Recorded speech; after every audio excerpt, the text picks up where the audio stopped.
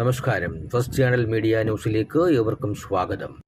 ആശാ വർക്കർമാരുടെ സമരം 11ാം ദിവസവും തുടരും.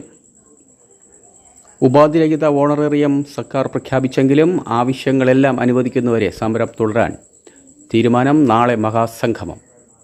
ആശാ വർക്കർമാർക്ക് പൂർണ്ണ പിന്തുണ പ്രഖ്യാപിച്ച് പ്രതിപക്ഷ നേതാവ് വി ഡി സതീശൻ.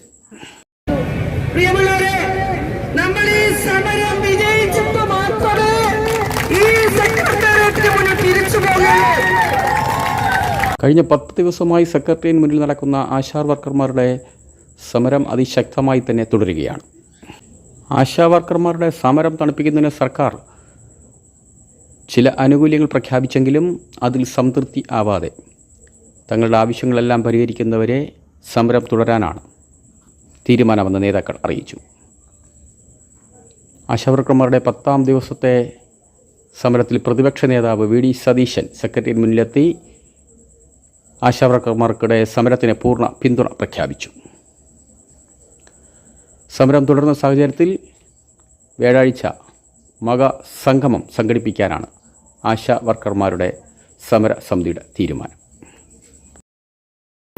നിങ്ങൾ ഈ 10 ദിവസമായി നടത്തുന്ന സമരം ഒരു പൊതുപ്രവർത്തകൻ എന്നുള്ള നിലയിൽ എന്നെ പൂർണ്ണമായി വിസ്മയിപ്പിച്ചു എന്ന് പറയാൻ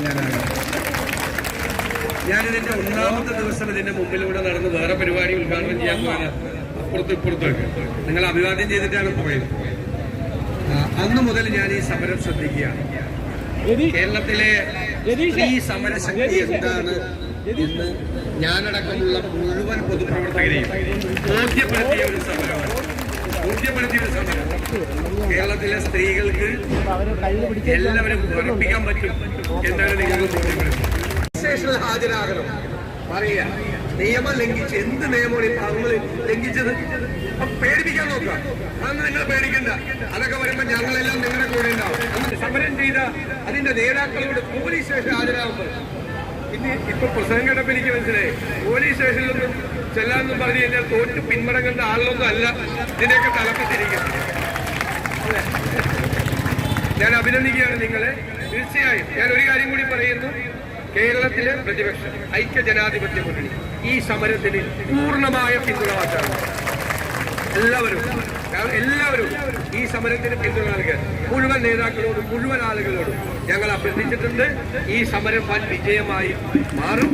അതിന്റെ കൂടെ നിങ്ങളുടെ വിഷയം ബഹുമാനപ്പെട്ട മുഖ്യമന്ത്രിയായും ആരോഗ്യമന്ത്രിയായും ധനകാര്യമന്ത്രിയായും പ്രതിപക്ഷ നേതാവ് എന്ന നിലയിൽ ഞാൻ കൂടി നേരിട്ട് സംസാരിക്കും എന്നുകൂടി ഇതേപൂർവ്വം പറഞ്ഞുകൊണ്ട് ഈ സമരത്തിന് ഒരിക്കൽ കൂടി എല്ലാ അഭിവാദ്യങ്ങളും അർപ്പിച്ചുകൊണ്ട്